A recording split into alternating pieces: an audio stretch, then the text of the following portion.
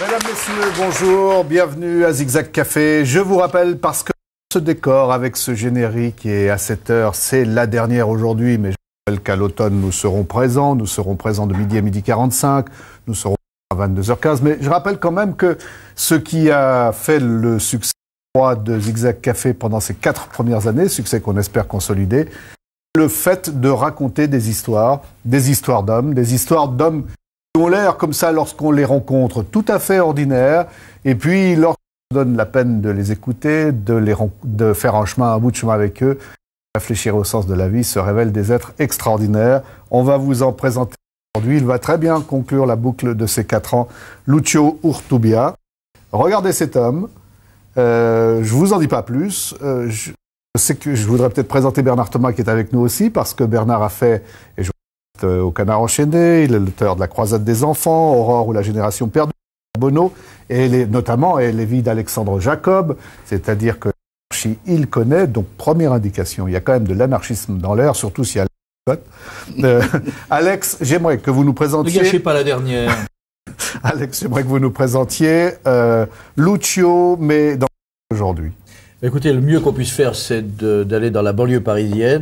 C'était mercredi matin, nous y étions ensemble, j'ai tenté de vous suivre, et pour ça que je me lève tôt, puisque vous commencez à travailler à 7h moins 5, en tout cas à 7h dans un tout petit atelier qui s'appelait l'atelier 71-60. Vous nous direz pourquoi tout à l'heure. Nous partons au boulot. Et vous voici, Lucio, je rappelle que vous avez presque 69 ans, que vous êtes né en Espagne, et que ici, c'est où vous venez tous les matins depuis une quinzaine d'années, qui est assez modeste apparemment. Vous y retrouvez chaque matin un certain nombre de ceux qui travaillent avec vous. Au total, vous êtes une quinzaine, 16 à travailler ensemble, dans ces lieux qui apparemment pourraient presque sembler de récupération. Ça n'est pas tout à fait le cas. Et puis vous retrouvez l'un ou l'autre de ceux qui sont là, vous organisez la journée, et vous allez partir sur les chantiers, rejoindre ceux qui y sont déjà. Et voilà. Et puis surtout, ici, c'est d'autres choses. Lucio, ici, il n'y a pratiquement jamais eu de rapport entre l'entreprise et vos activités plus ou moins clandestines. Non, aucune. La seule fois qu'ils sont intervenus ici, c'est sur commission rogatoire de la juge Laurence Lauvert, qui est la juge de l'antiterrorisme. Ils ont découvert chez quelqu'un, chez des Basques, ils ont découvert puisque suivant, j'ai donné du travail aux Basques, ça c'est vrai, je ne cache pas. J'ai préféré, comme je le dis 1000 fois, j'ai préféré prendre mes risques dans le domaine de leur donner du travail même aux Blacks, à l'époque, que les voir voler pour manger. Et ça, je l'ai fait non seulement avec les Basques, mais avec d'autres. Et alors, donc, c'est là qu'ils ont découvert mon adresse, je pense. Et le matin, enfin, ça a duré, la perquisition a duré plusieurs heures. Et il y a un des ouvriers qui est rentré, enfin, il a vu le bureau, il était plein de monde. Alors, il était dans les chantiers en disant il doit y avoir beaucoup de boulot dans la maison. Monsieur Lucio a dû passer une annonce dans les journaux, puisque le bureau était plein de demandeurs d'emploi. Alors c'était là les flics, quoi. Alors, vous commencez à y voir un tout petit peu plus clair. Je voudrais dire, Lucio, première indication, c'est la première fois que vous êtes sur un plateau de télévision. Oui. Impressionné? Oui. Comment ça se passait? Non, je ne savais pas. Oui, bien sûr. Bernard, si vous deviez en un mot présenter Lucio pour nous éclairer un tout petit peu sur ce parcours, qui est un parcours, je rappelle, tout à fait extraordinaire. Je dirais que c'est un héros fabuleux, un libertaire qui a, comme on vient de le voir, et qui a réussi en fin de compte à mettre à genoux la plus grande banque américaine à la suite de parcours, j'imagine qu'on va raconter maintenant. Mais Lucio est un génie de l'action, je suis obligé de le dire devant toi, et de l'organisation. Et il a, à force, étant parti pour simplement se battre contre le franquisme, ça l'a amené à des choses qu'il n'avait certainement pas prévues au départ, et en particulier à entrer dans de graphique, disons. Hein, on peut appeler ça de l'art graphique. Fabriquer de jolies vignettes. De jolies vignettes qui peuvent servir pour des choses. On peut expliquer que pour déstabiliser un État, il y a différents moyens. Déstabiliser un système politique aussi, que vous avez choisi notamment d'aller de l'argent où il y en a, ou de le faire soi-même lorsque c'est possible. Et même, ça deviendra plus subtil encore avec des traveler chèques, toujours dans l'idée de donner aux autres. De le donner aux autres. Lucio travaille toujours, qui démontre qu'il n'a rien gardé pour lui. Moins dans la fausse monnaie, quand même. Plus du tout, même. Plus du tout. C'est-à-dire que j'ai fait ce que j'ai fait, mais parce que j'ai eu une solidarité autour de moi. C'est-à-dire que ça avait commencé, par exemple, à l'époque des dictatures qu'il y avait dans le monde. Nous, on volait les papiers n'importe où pour les falsifier, les maquiller et passer à droite et à gauche. Pour aider les combattants. Oui, à tel point que même on attendait dans certains hôpitaux que les gens meurent pour récupérer les papiers et les maquiller et les redonner. Et bon, comme ils disent Bernard, les arts graphiques, ils ont été toujours dans les mains des anarchistes, des libertaires. Alors, donc, il m'a suffi d'aller intermédiaire des uns et des autres, puisque bon, actuellement on est dispersé, mais si vous avez besoin, si en France ou en Espagne ou n'importe où, si il y aurait un système dictatorial, je crois que la même solidarité, on la retrouverait. Alors on va mieux le comprendre quand on a vu votre parcours de vie, mais quand même c'est une indication importante que vous donnez là. Vous dites aujourd'hui, j'ai une entreprise de carrelage, je m'occupe de bâtiments à Paris, j'ai quelques ouvriers, tout va bien. Et si demain un régime du type fasciste réapparaissait, je serais prêt à me mobiliser, je serais prêt à faire de la fausse monnaie, papier, des faux papiers. Moi, je crois que c'est important de le noter tout de suite. Lucio a fait des choses totalement illégales, mais il est plus proche des résistants de la dernière guerre que des terroristes internationaux dont il a côtoyé d'ailleurs un certain nombre fatalement à cause de l'illégalité. Mais son entreprise était de se battre contre Franco, contre Franco d'abord, puis ensuite contre toutes les dictatures d'Amérique latine, et de manière générale contre toutes les dictatures. Alors je vous propose quelques images de la guerre d'Espagne, puisqu'on est dans ce cadre-là. Peut-être qu'entre vous trois, vous allez pouvoir les commenter, de telle sorte que vous rappeliez l'importance de l'événement et ce qui s'y passait.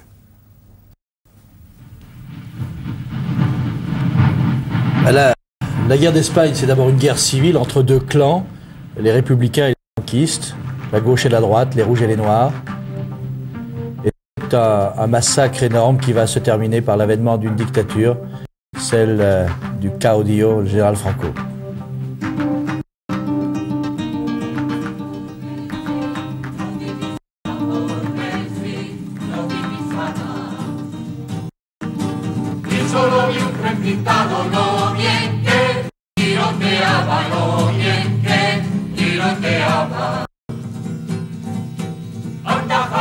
C'est un putsch aussi, je crois, il faut ajouter. Le général Franco a fait un putsch, c'est-à-dire que son pouvoir n'est pas légal, ne l'a jamais été. C'est un coup d'État, c'est vrai. La République, elle, était légale, et les républicains essayaient de garder l'ordre. Quand vous entendez ces chants, qu'est-ce qu'ils évoquent pour vous? Oh, ça me donne le cœur des poules, parce que bon, à cette époque, j'avais 5 ans et j'avais pas une conscience.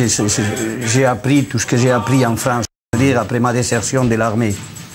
Mais ce qui m'horripile le plus, c'est quand j'ai compris historiquement comment le monde entier, à travers la perte de la République espagnole, puisque c'était pas la République.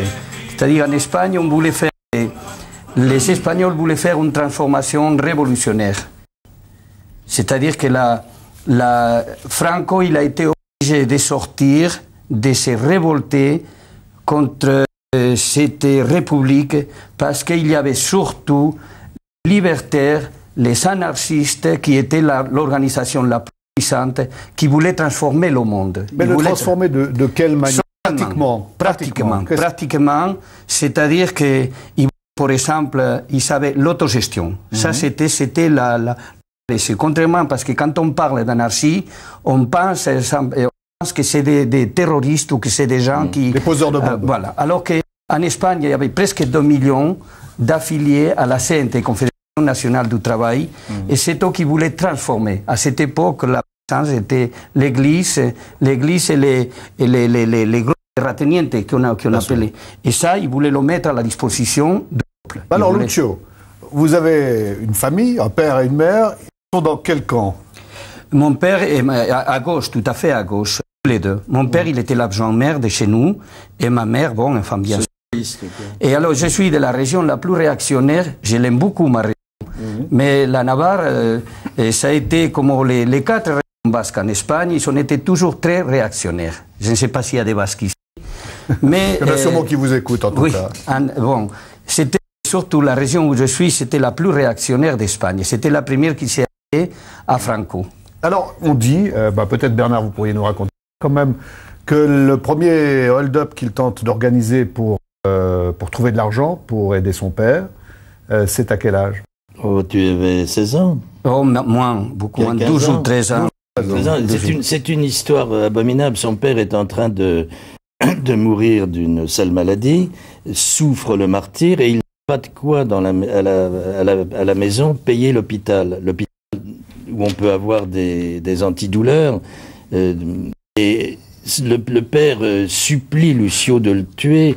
Il ne peut pas. Ce gosse, évidemment, ne doit pas prendre un poignard pour assassiner le père. Il ne peut pas le faire, c'est bien évident. Mais il se dit, par contre, à la banque d'à côté, ce sont des salopes en plus. Je vais aller faire un hold-up. Alors il prend le couteau que lui a donné son père. Et puis il entre et puis il n'a jamais pu aller jusqu'au bout parce qu'il aurait fallu menacer la banquière, il aurait fallu, sur des choses qu'on ne fait pas. Il a jamais réussi à franchir le pas. Le premier raté. Alex, vous vous êtes rencontrés il y a 2 ou 3 semaines. Vous avez procédé à une interview. Oui, en fait, c'était pas vraiment une interview de télévision. Il y avait entre nous une toute petite caméra. Ce que je voulais, c'était figer l'entretien. C'est-à-dire la raison pour laquelle il s'est passé dans le tutoiement, parce que la sympathie a été très rapide et qu'on s'est tutoyé dans le qui prête. Alors c'est vrai qu'il y a eu ce premier entretien dans lequel il y a toute une série de séquences. Dites-moi peut-être quelle partie vous souhaitez que nous évoquions. La toute première. La toute première, c'est justement le rapport de Lucio avec ce qu'il appelle la société. J'ai perdu le respect à la société. Quand j'étais petit, j'ai perdu le respect parce que la société ne méritait aucun respect. La société que j'étais né. Et comme aujourd'hui, enfin, la société que nous vivons, il faudra qu'on fasse des efforts et qu'on améliore. Parce qu'elle ne mérite pas de respect. Quand je vois, par exemple, comment on s'appauvrisse de plus en plus, ça me révolte de plus en plus. Il faudra que les gens, il n'y a pas que la critique à l'État ou au capitalisme, il faut que les gens réagissent aussi à la base, qu'ils fassent des efforts quand même, parce que sans ça, on ne pourra rien changer.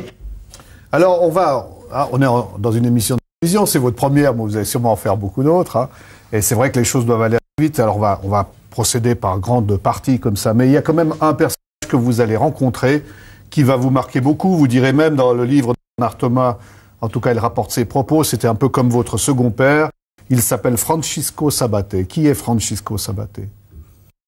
Francisco Sabater, c'est un homme qui a participé à la guerre d'Espagne et il était exilé en France mais il n'avait pas abandonné les armes.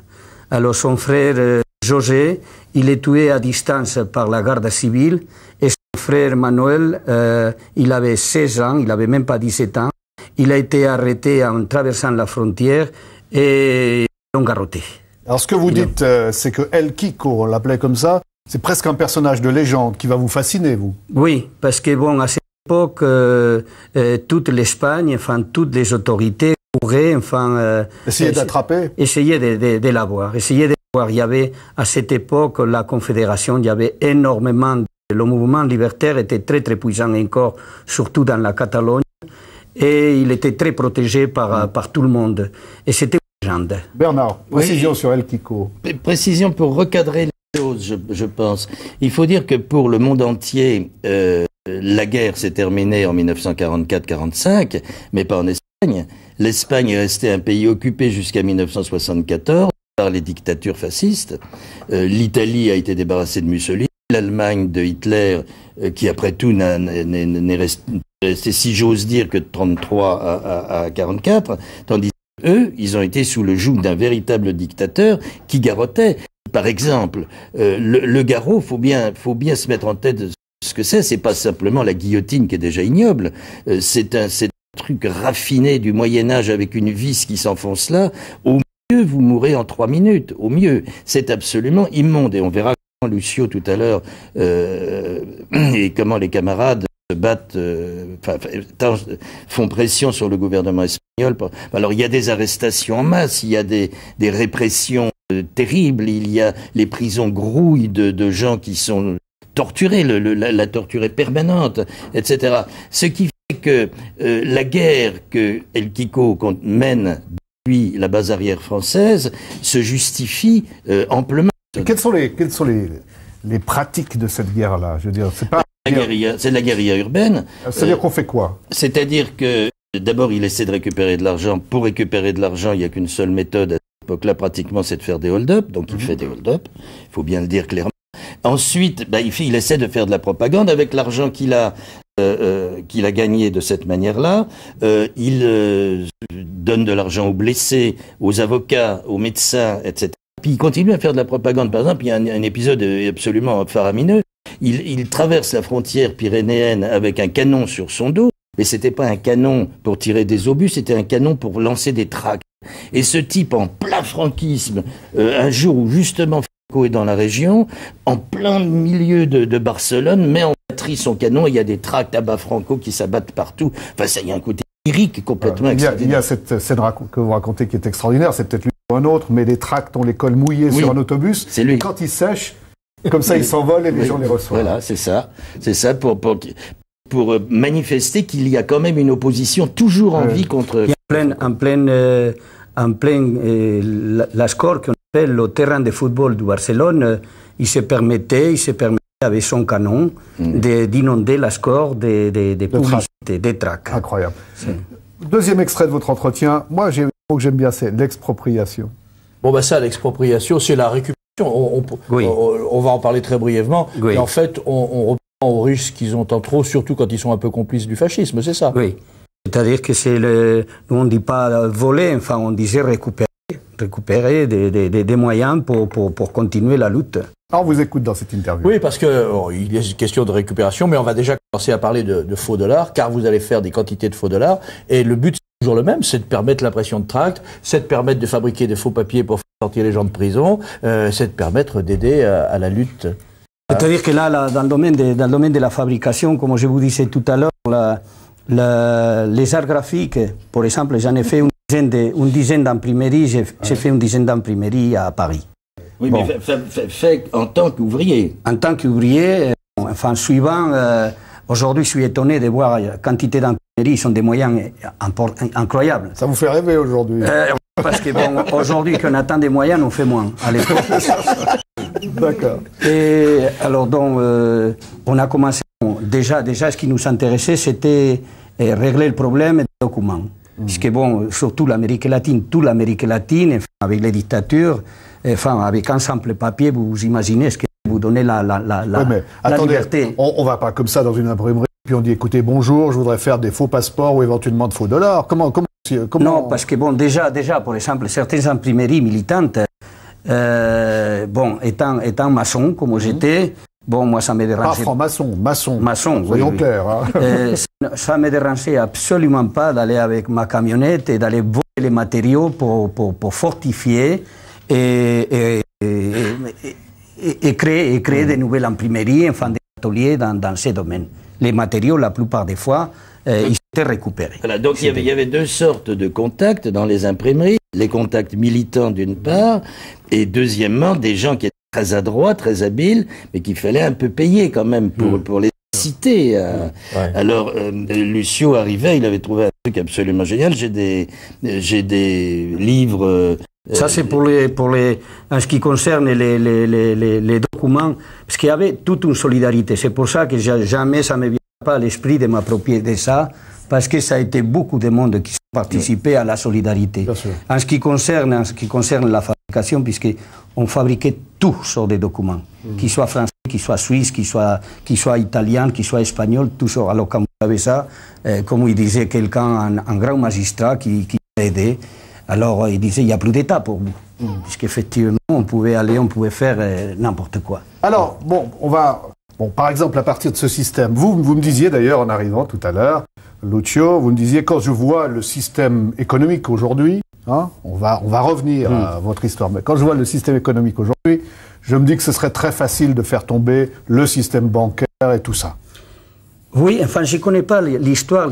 Bon, puisque, comme je vous disais, on m'a offert plusieurs maisons, m'ont offert le portable. Ouais. Et j'ai horreur. J'ai horreur, je peux vous dire, je ne sais pas m'en servir de certaines choses. Mais c'est évident que, vu la passion et vu l'amusement de la jeunesse aujourd'hui, en ce qui concerne le système d'ordinateur, le système administratif qu'il y a partout, ils vont s'amuser à défaire complètement, mais bientôt, enfin, à défaire complètement le système. Ce serait maintenant, tu ferais des hold-up par Non, par ça serait, bon, par exemple, on a eu à Paris, on a eu l'exemple de ce type-là qui avait falsifié la carte, il s'introduisait dans la... Pour les bancomates, bon, alors, imaginez-vous, ça... Ça paraît une chose assez facile. Oui, mais imaginez-vous enfin des organisations comme les nôtres, où on peut mobiliser 300 ou 400 types. Alors, pour démonstration quand même, il y a l'épisode du Che. Alex, présentez-nous d'abord le contexte, puis après on va... Bon, il y a la révolution cubaine, castriste, qui a chassé un dictateur, et puis à un moment précis, les États-Unis tentent d'intervenir, c'est le débarquement de la Cochon, ça se terminera mal, mais enfin mal pour les États-Unis. Mais toujours est-il que pour vous, c'est scandaleux, donc il faut aider. Comme vous faites des faux dollars, vous proposez à Che Guevara, par l'intermédiaire d'un ambassadeur, d'éventuellement inonder l'ensemble du pays de dollars, et le Che Guevara va venir vous voir à Paris, c'est bien ça? Alex, on écoute l'extrait de votre interview, puis après vous allez... D'accord. Alors, la rencontre, on était à Orly, et on en a parlé, mais moi j'étais... Alors déjà j'ai avancé, si je m'en souviens, on discutait, alors qu'est-ce que j'ai fait avec ces dollars? J'y vais, j'ai dit, j'ai une proposition à te faire, on peut ruiner les États-Unis. Alors je lui fais voir les dollars, les faux dollars, et j'ai avancé mes idées. Je suis anarchiste. Bon, ça, je crois que ça... Il n'y a pas eu de froideur, mais enfin, je crois que ça a choqué quelque chose. Et j'ai dit, bon, enfin, moi, je suis disposé à donner ma vie pour la révolution cubaine. Enfin, c'était notre dialogue, enfin, dans tous les... En plus, c'était vrai. C'était vrai, j'étais disposé. Par exemple, quand il y a eu l'invasion de la baie des Cochons, je suis allé à l'ambassade. Et je disais, il faut poser des bombes partout. Je le disais comme ça, il faut qu'on pose des bombes partout, il faut qu'on fasse sauter toutes les ambassades américaines de partout, c'est inadmissible, parce que je croyais à la révolution cubaine. Et alors on est resté une heure à discuter d'une chose et d'une autre, bon, enfin on verra la réponse, et la réponse elle n'est jamais arrivée. D'abord une précision, Bernard Thomas. Tout ce qui est raconté là, j'imagine le téléspectateur qui vous écoute et qui voit Lucio et qui se dit cet homme-là avait décidé de faire tomber tout le système économique américain. Il se dit non mais Zigzag Café raconte des histoires. Vous avez fait l'enquête et tout ce qui est avancé là est vérifié. Tout est rigoureusement authentique et vérifié. Lucio à cette époque-là était très ami avec l'ambassadrice de Cuba à Paris et elle avait été tout à fait fascinée. C'était d'ailleurs une grande bourgeoise convertie au castrisme. Et en effet, le Che est venu, mais au fond, le Che ne dépatait pas tellement. C'était pas ton Quelle était votre impression à vous Déjà, ça se voit dans la... Bon, par exemple, nous, enfants, et moi particulièrement, j'étais fasciné par Camilo Cienfuegos. Camilo Cienfuegos, c'était libertaire. Et le Che, parce que préciser peut-être, oui. Oui, Cienfuegos était l'un des leaders de la révolution cubaine et il était, on peut dire, un peu le rival de Castro. Bon, puis il est mort. Le chef des armées. Quand ils l'ont tué, quand Castro l'a tué, c'était le chef des armées. Alors vous, le Che... Ça n'a jamais été démontré complètement, mais enfin, il y a de bonnes raisons de le penser. Alors vous, quand vous avez rencontré le Che, quelle impression vous a-t-il fait? C'était assez froid. C'était pas le gars à communiquer. Ouais. Bon, il était assez raide. Et je crois que bon, vu mes idées, ça. Bah oui, qu'est-ce qui lui a fait peur? Pourquoi il vous a pas répondu? Je vais vous dire parce que dans la révolution cubaine, les seuls communistes qu'il y avait dans la révolution cubaine, parmi les révolutionnaires, c'était le Che et Raoul. Les autres, il n'y avait aucun qui était communiste. Parce que le Parti communiste à Cuba, c'est le seul qui n'a pas participé à la révolution cubaine. Le Parti communiste cubain avait des ministres à l'époque de Batista. C'est tout le contraire. Ça, les gens ici ignorent partout. On oublie toujours. Et alors ensuite, ça s'est délité l'histoire. Il n'y a pas eu de suite à cette histoire extraordinaire des faux billets, parce que je pense que les économistes de la Havane ont réfléchi que ruiner les États-Unis, c'était pas possible. Non. On pourrait ruiner à la limite la France, la Suisse, je ne sais pas, mais l'Allemagne peut-être, enfin, j'en sais rien. Ce serait difficile, mais en s'y mettant à une vingtaine d'États, peut-être, pourquoi pas, etc. Mais les États-Unis, c'est rigoureusement pas possible puisque c'est la monnaie de référence mondiale. Donc c'était pas possible. Puis alors il y a eu après ça la crise des missiles entre l'ambassadrice cubaine, c'est une femme très très raffinée. Elle avait fait les études de diplomate enfant à Camagüey. C'était d'origine basque, comme la plupart des Cubains, quoi. Ils sont, puisque c'est enfin, on a beaucoup d'affinités. Et elle était éblouie par Lucio. Elle était, parce qu'une femme si raffinée, elle serait tout, du jour au lendemain, envahie par des paysans cubains et par moi. Alors, elle était éblouie de voir, parce que notre langage, enfin bon, aujourd'hui je parle français, mais à cette époque, je ne savais pas ni l'espagnol ni le français. Alors, je vous propose qu'on revienne sur une autre période. 1971, Franco appelle à ses côtés Juan Carlos. En 73, le 20 décembre, c'est l'attentat contre l'amiral Carrero Blanco. En mars 74, ça sera la mort de Salvador Puig-Antich. J'aimerais que vous, d'abord, rappelez-nous ce qui se passe actuellement à ce moment-là en Espagne. La répression continue. Il y a une évolution d'un côté, c'est-à-dire que peu à peu, le tourisme, ça vient du tourisme, en grande partie. Les touristes, en particulier français, déferlent sur les côtes espagnoles, ils apportent énormément de devises. D'autre part, les nations occidentales, après avoir critiqué Franco en 1944-45, se rendent compte que dans le cadre de la guerre froide, il est bien pratique pour comme point d'appui pour servir de base aux armées américaines. Donc, ils le soutiennent, quelles que soient les erreurs qui puissent se commettre. Ce qui fait que Franco en profite pour ne pas bouger son régime du tout. Il y a les mêmes inégalités qui se perpétuent, les tortures continuent, le régime de la dictature policière et militaire se poursuit, et en 1974, très peu de temps avant sa mort, il fait garrotter Puig-Antich, qui est un militant. Et c'est à ce moment-là, alors ça crée dans le monde entier un sursaut de répulsion. Les ambassadeurs de presque toutes les nations civilisées sont rappelés dans leur pays.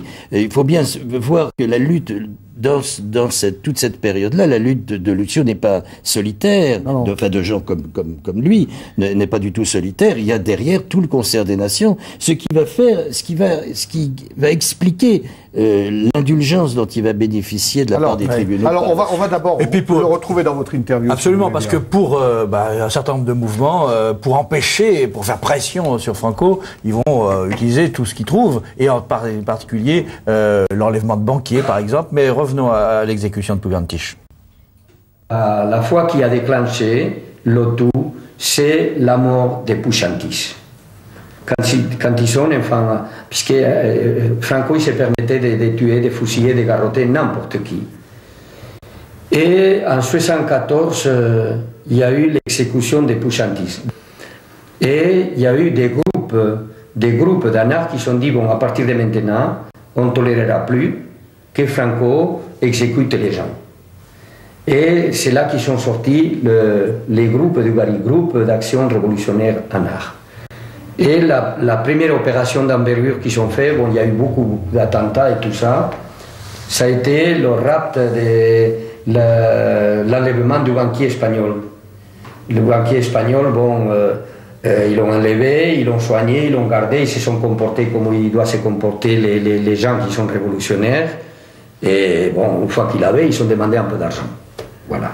Mais toi, tu étais pas dans le coup à ce moment-là. Non, enfin bon, ils m'ont la preuve que j'étais acquitté. Mais enfin, mais c'est... bon, enfin, je suis sympathisant quand même de toutes ces choses-là. Oui, mais bon, la justice, elle a fait son boulot et on a été tous acquittés. Bon, alors... On aurait pu demander une indemnisation, parce qu'on a été enfermés tous. Il est encore temps, non? Non. Bon, alors ça, c'est une précision importante, je trouve, parce que dans le livre qui a été publié, Lucio, chez Flammarion, par vous, Bernard Thomas, il y a un certain nombre de choses qui sont dites, il y a un certain nombre de choses qui sont suggérées, il y a un certain nombre de choses qu'aujourd'hui, Lucio dit, je ne souhaite pas en parler. Bah, bien sûr, mais la preuve qu'il est innocent, c'est qu'il a été acquitté. Je crois que la chose est claire, non? Élégamment dite. Vous étiez, bon, par rapport à des enlèvements, quelle est votre position à vous? Bon, je suis, si c'est pour exemple, enfin bon, cet homme qui a été enlevé, il a été traité, considéré. Il a bien mangé. Et il a bien mangé. Ils l'ont, après ce que j'ai su, n'est-ce pas? Ils l'ont donné, comme ils disent Bernard, du bon vin de la Rioja. Ils l'ont soigné humainement, comme il doit y être. Est-ce qu'il y a encore un certain nombre d'actes que vous avez commis qui pourraient vous créer des problèmes? Oui. Ben celui-là en particulier. Non, mais je veux dire, c'est celui-là, ça peut être d'autres aussi. Oui. Hein, bien sûr, dont vous ne souhaitez évidemment pas parler. Et il y en a déjà suffisamment qui sont racontés, je crois. D'accord. Ça m'allait faire voir un peu de quelle manière on pouvait trouver des caches. Ben oui, écoutez, Lucio m'a mis un tout petit peu dans la confidence. Un matin, nous sommes allés au petit jour au cimetière de Pantin, c'est dans la banlieue parisienne. Et puis je vous propose que nous le suivions. Vous allez très bien comprendre à quoi peut servir un cimetière. Ici, par exemple, la fois que j'ai échappé là-bas de l'hôtel Hilton, j'ai atterri ici à Follet. J'ai sauté par le mur là-bas qui était plein de terre. Alors je suis rentré, je me suis défait de tout ce qu'il y avait. Alors l'essentiel c'est d'enlever les choses. Alors je venais, bon, ces fois-là, je les avais ici, de l'hôtel Hilton. Puis la fois que je suis sorti de là, du Pré Saint-Gervais, où j'avais tout le matériel dans la couverture, c'est pareil, je les ai enterrés là aussi. C'est tellement simple et tellement extraordinaire, parce que tout le monde peut rentrer, tout le monde peut... Et tu peux laisser les choses pendant des années. Et personne, c'est extraordinaire. On enterrait des armes, on enterrait mille choses ici, au Père-Lachaise, enfin, c'était ça, il n'y a pas de meilleur plan que les cimetières. Et tu as toujours tout retrouvé? Toujours. Ici, il n'y a pas de bol.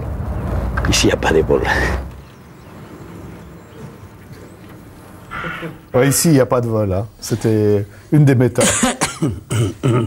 Oui. Dites-moi, il y a une date, moi je trouve qu'elle est importante quand on lit l'ouvrage de Bernard Thomas. C'est 1968. Oui. Qu'est-ce que ça représentait pour vous, le mouvement de 1968? Oh, c'était, vous vous imaginez ce que c'est l'injustice qu'on a vécue, le mouvement libertaire. L'injustice qu'on a vécue, déjà l'écrasement injustement du mouvement libertaire espagnol, et cette espèce d'hypocrisie intellectuelle mondialement en défigurant le mouvement libertaire qui était le seul et qu'on a besoin de la société actuelle.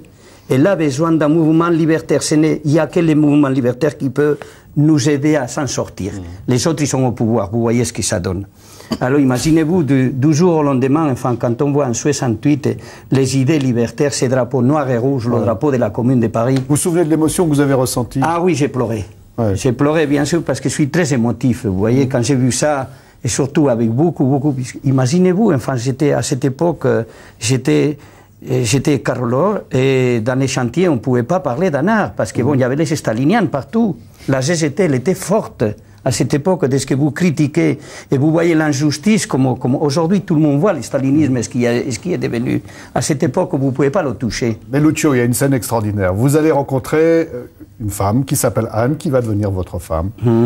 Vous êtes dans les événements, c'est raconté dans le livre de Bernard Thomas, vous êtes dans les événements et tout d'un coup, vous devez vous cacher dans la voiture. Et puis elle vous dit... Mais qu'est-ce que c'est que cet homme-là qui se cache dans la voiture? Oui. Parce qu'elle ne sait pas au fond qui vous êtes. Vraiment. Non, parce que, voilà, elle est des origines très différentes des miennes. Bon, moi, vous voyez, je n'ai jamais rien eu à perdre. Elle avait fait des études supérieures d'une famille catholique et française, toutes ces choses-là. C'était le contraire de moi. Puis bon, je crois que bon, je sais pas pourquoi, je crois que j'ai réussi par mon langage à l'encourager, oui. Et puis tu chantais des... Oui, et puis j'ai toutes ces histoires Puis le fait, elle, comme la plupart à cette époque d'étudiants, ils étaient très enthousiasmés par tous ces noyaux de Moulouji, Brassens, Léo Ferré, tous ces sortes de types qui étaient solidaires de nous en plus, tous. Alors, bon, mais elle ne se doutait pas très bien de l'homme que vous étiez. Non, elle ne savait pas. Elle ne savait pas. Donc quand elle vous voit se cacher dans la voiture, elle dit, mais il n'est pas courageux celui-là. Oui, parce que bon, enfin, elle m'a insulté. Ouais. Elle m'a dit, t'as traité de lâche. Si, fonce dégonflé, tout est mis à plat ventre. Ça, je le retiens toujours, parce que tout est mis à plat ventre. Ouais. Alors, elle voulait que je fonce devant les flics. Et vous imaginez, elle s'est trouvée éjectée de la voiture, d'abord. Oui, alors je lui ai fait descendre, oui. Je l'ai fait descendre, et puis alors on s'est perdu. Oui. Alors, bon, parce que vous deviez tout le temps garder le secret, quand même. Vous ne pouviez pas, même... Il fallait bien connaître sa conjointe pour... Oui, puis non, puis c'est que bon, il y a des choses... pour mettre quelqu'un dans la confidence, c'est pas facile. Non, sûrement. C'est pas facile. L'expérience m'a prouvé que j'avais raison. L'expérience m'a prouvé que j'avais raison, et c'est pas une question, il y a des choses qu'on ne dit pas parce qu'il faut pas le dire. Et en 68, s'il avait été arrêté par la police, il aurait été probablement extradé, livré à la police franquiste, donc automatiquement torturé, et puis alors après ça, peut-être fusillé, ou 20 ans de prison, ou garrotté, on ne sait pas ce qu'il lui a... Il faut rendre à Anne cette justice, et ensuite elle a compris, et ensuite elle s'est complètement engagée à vos côtés.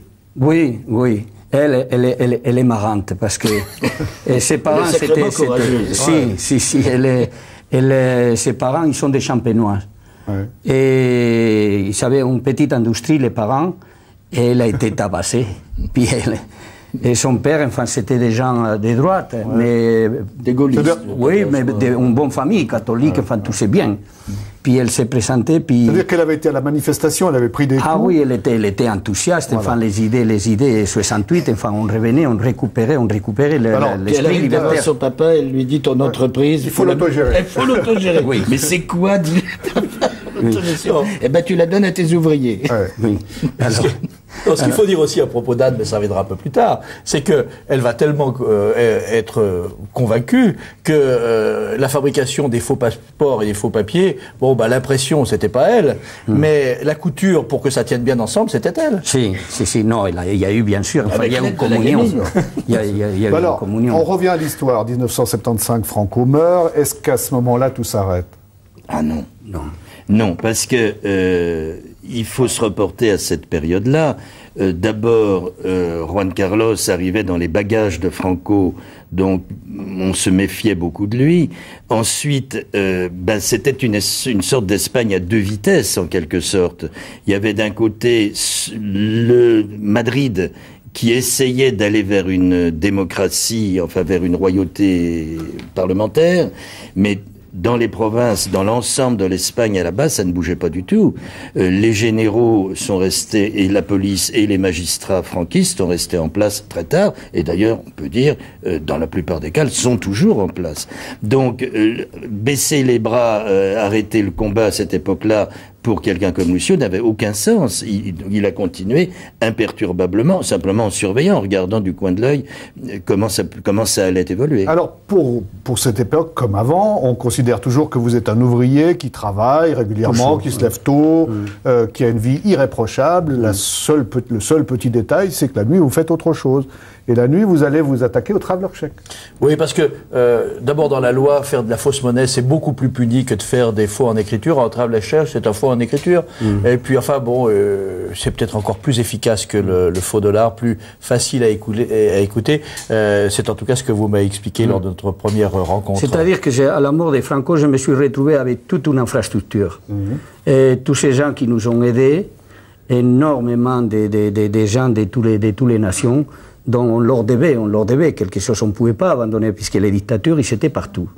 Alors donc, la moindre des choses, c'était d'utiliser les choses pour la liberté de ces gens-là. Alors, vous allez faire des traveler checks. Comment on fait de faux traveler checks?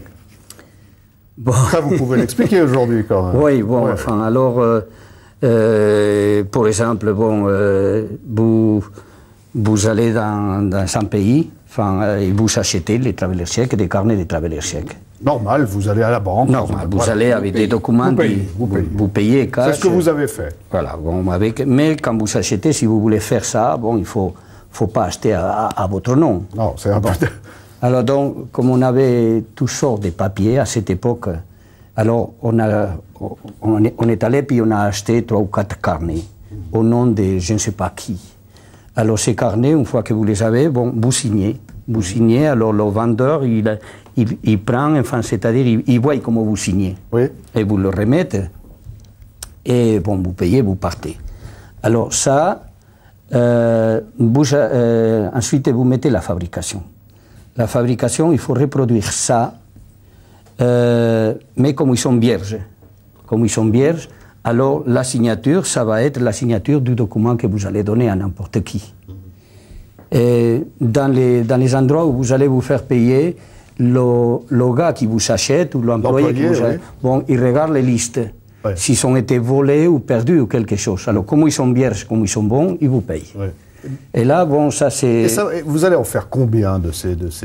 Vous avez une idée de... Simplement pour bien préciser le fond de la pensée de notre ami Lucio, simplement, au même moment, à la même seconde, vous avez à Helsinki un gars qui demande $2000, vous avez à Madrid un gars qui demande $2000 du même carnet, mais les banques n'ont pas l'idée. Vous avez un autre qui est à Rome, un quatrième gars, et à un moment, il a eu 30 équipes comme ça qui voyageaient au même moment, et qui donc réclamaient partant du même carnet à souche, 30 fois le truc, puis il recommençait. Donc le même carnet pouvait servir une centaine de fois, par exemple. Alors vous en aviez fait à peu près combien? Vous savez Non.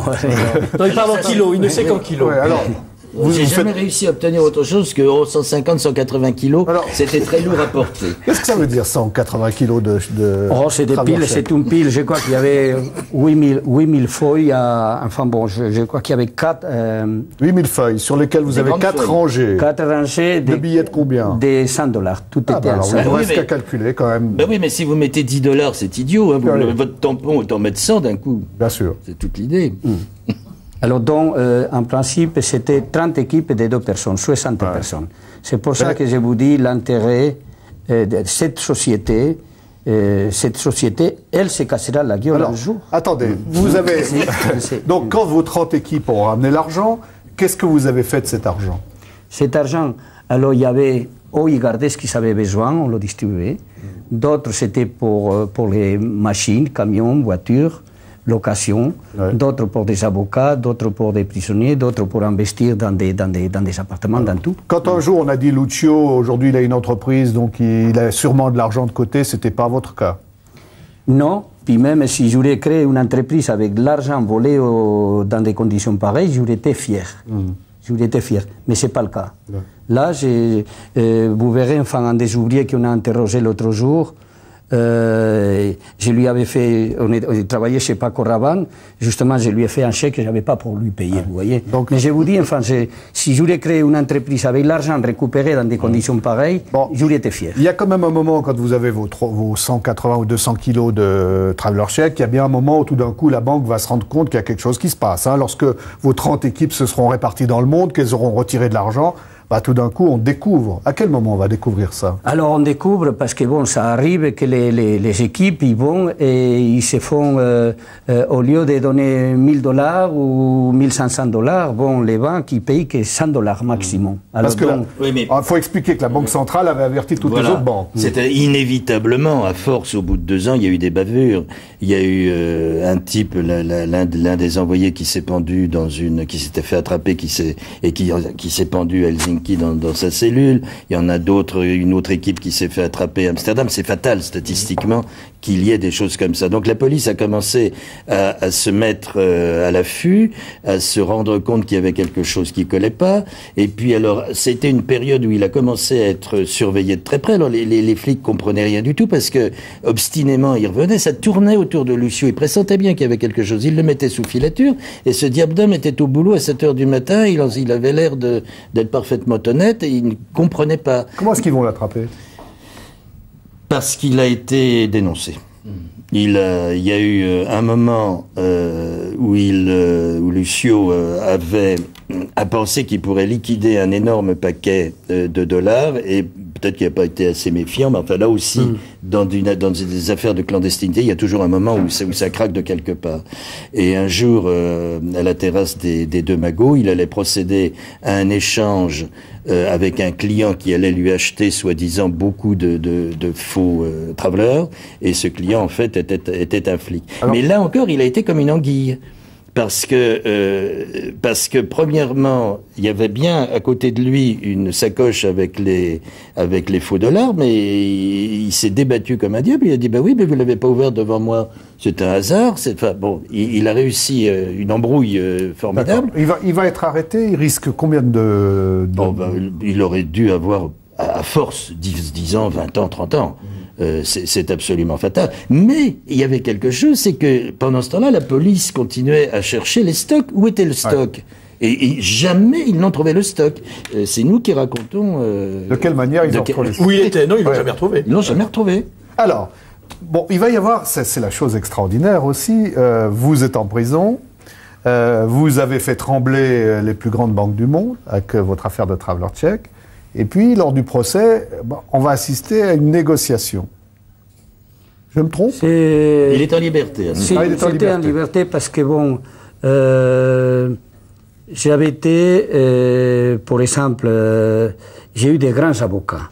Mais surtout, quelqu'un qui m'a aidé énormément, c'est un nommé Thierry Fagard, un gauchiste, sympathisant, et on s'est lié d'affection et d'amour. Dans la famille. Un juriste prodigieux. Oui, voilà. Il est avocat aux Nations Unies et lui, il a pris l'affaire avec Roland Dumas et d'autres. Alors, là, c'est quand même extraordinaire parce que vous devez quand même passer devant des juges et qu'à ce moment-là, vous risquez, Bernard vient de le rappeler, vous risquez quand même des années de prison. Oui. Et puis l'affaire, elle va se régler tout à fait autrement. Qu'est-ce qu'il a comme moyen de négocier? Eh bien, c'est qu'à un certain moment, les banquiers américains se rendant compte, ce que disait Lucio tout à l'heure, se rendant compte qu'ils n'arrivent pas à reconnaître les faux dollars des vrais dollars, sont obligés de passer un ordre suicidaire pour une banque, c'est-à-dire de donner l'interdiction dans les 43 000 succursales dans lesquelles du monde dans lesquelles il y a des travelers, de dire vous ne payez plus, on ne paye plus. Bon, mais ça peut pas durer non plus une situation pareille. Alors ils se mettent à l'affût, puis ils découvrent que ça tourne autour d'un certain Lucio Urtubia. Bon, alors ils envoient là-bas un directeur de la sûreté qui est un ancien de Scotland Yard.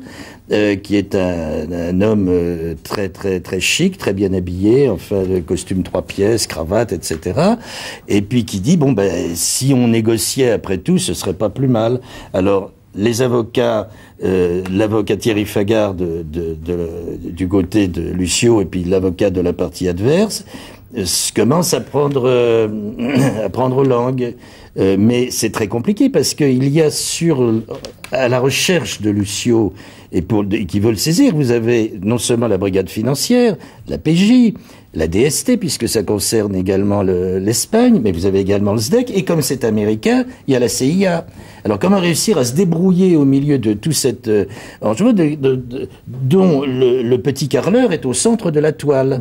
Et alors, il y a toute une combinaison qui se fait et qui arrive à une chose extrêmement subtile, où on finit par convaincre la banque que si elle retirait sa plainte, il pourrait y avoir une transaction dans ce cas-là, et Lucio pourrait arrêter, moyennant un dédommagement qui permettrait d'arrêter les 60 personnes qui est autour, parce qu'il faut quand même penser à ça. Il y a quand même comme quand vous arrêtez un commerce, hein, il y a des indemnités.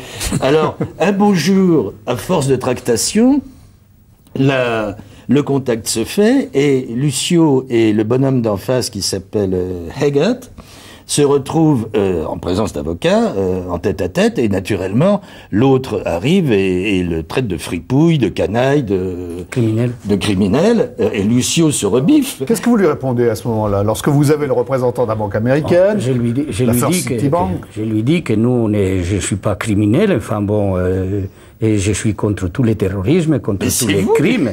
C'est vous avec vos dollars, c'est vous avec vos banques américaines que vous semez la terreur dans toute l'Amérique latine. Et nous, bon, enfin, on vous demande un petit peu d'argent, enfin, en compensation de nos frais de toutes ces histoires-là. Bon. On essaie juste un tout petit peu de rétablir l'équilibre. Ouais. Et finalement, ça va s'arranger. Ben, finalement, oui. Si, puisque bon, la Fonds National Citibank, il se retire. Voilà. Les dédommages qu'ils nous demandaient, enfin, ils nous demandaient, je ne sais pas combien de millions de dommages, bon, ils les enlèvent et puis on Alors, les nous sommes en 1982, il faut dire, le détail est d'importance, parce que c'est le moment où Mitterrand vient d'arriver au pouvoir, Mauroy est Premier ministre, et c'est un moment où ils pensent à un changement radical de politique étrangère en particulier, et ils se disent après tout que quelqu'un comme Lucio Urtubia ne relève pas du droit commun. Bien sûr, c'est vrai que c'est illégal ce qu'il a fait, mais c'était politique et peut-être qu'il peut, comme il a aidé les mouvements d'Amérique latine énormément, et qu'il a des contacts là-bas, qu'il est non seulement bien aimé, mais plus que bien aimé, qu'au fond, peut-être qu'on pourrait arranger ça. Le résultat mystérieux des choses fait que la justice française n'a pas été plus royaliste que le roi, et lorsque la banque s'est désistée, elle s'est retrouvée un peu penaude avec un procès qui pouvait plus avoir lieu, puisque les milliards que la banque avait perdus, elle ne les réclamait plus. Merci, la suite c'est dans le livre bien sûr, mais si on vous posait la question suivante, juste pour conclure Lucio, à savoir, qu'est-ce qui fait qu'aujourd'hui vous avez arrêté? Et qu'est-ce qui pourrait vous faire recommencer? Je vous dirais, enfin, j'ai voulu faire ça déjà parce que je suis contre une violence. Même si on critique tout ce qu'on peut critiquer en Espagne et en France, la façon qu'on fonctionne, il y a quand même une liberté. Bon. Et je suis contre une certaine violence bête. Je ne suis pas, par exemple, je vous dirais, moi, je vois l'injustice qui existe dans le domaine de la presse même. On peut vous donner n'importe quoi aux journalistes ou à la télé. Si vous n'avez pas envie, si ça vous plaît pas, alors que vous passerez des cochonneries suivant, la plupart des fois. Ça fera l'objet de la deuxième émission Zigzag Café, c'est ça? Alors, donc, parfois on est révolté contre cette injustice, n'est-ce pas? Bon, mais ce n'est pas parce que vous ne passez pas les communiqués ou certaines choses qu'on doit vous tuer, les journalistes, ou d'autres. Mais par contre, puisque la violence, elle est nécessaire, on vient par la violence. L'individu qui n'est pas violent à certains moments de la vie, c'est pas un anormal. Je suis contre la violence qu'on ne contrôle pas, mais je suis pour la violence qui devrait être effectuée à l'encontre de certains hommes politiques qui sont pas. C'est donc dire que Lucio n'a pas changé, que le titre de l'ouvrage de Bernard Thomas est tout à fait à propos. Lucio, l'irréductible. Merci d'avoir été sur ce plateau. On va terminer dans un instant en musique avec Gilles qui va vous offrir un peu de musique qui nous permettra de nous laisser le temps de réfléchir à cette histoire qui est absolument extraordinaire. Je vous rappelle que ça a paru chez Flammarion. Je voudrais juste vous signaler, puisqu'on se quitte et qu'il y a quelques rendez-vous, que par exemple, pour poursuivre cette réflexion, vous pourriez aller voir l'exposition de Manolo Torres. C'est à la galerie CalArt actuelle à Genève, parce que c'est l'homme qui, le 17 juin à 11h, rue d'Ancet, va poser l'une de ses sculptures qui est consacrée aux brigadistes suisses, ceux qui soutiennent la République espagnole, que vous pouvez aussi vous rendre à la 5e rencontre internationale des artisans d'art. C'est un marché d'artisanat professionnel, que je vous rappelle que dimanche prochain, toute l'équipe de Zigzag vous convie, si vous voulez vous joindre à nous, à aller suivre Bartabas Zingaro dans le cadre d'une action spéciale pour la licorne, qui Vetterola, le 22 juin, vous attend à Vidi pour Site Actuel. Et puis, maintenant, je vous propose, Gilles, qu'est-ce que vous pouvez, après des propos tels que ceux tenus par Lucio, qu'est-ce que vous pouvez faire, vous? Oh, eh bien, je trouve que devant un homme d'une telle précision, j'ai envie d'improviser. Et les maîtres mots qui me paraissent refléter un peu ce qui a été dit, c'est évidemment le goût de la liberté, de la justice, qui me paraissent vraiment être au milieu de tout ça, et en même temps le goût de la pugnacité et de la lutte. Alors, peut-être quelque chose de ce côté-là.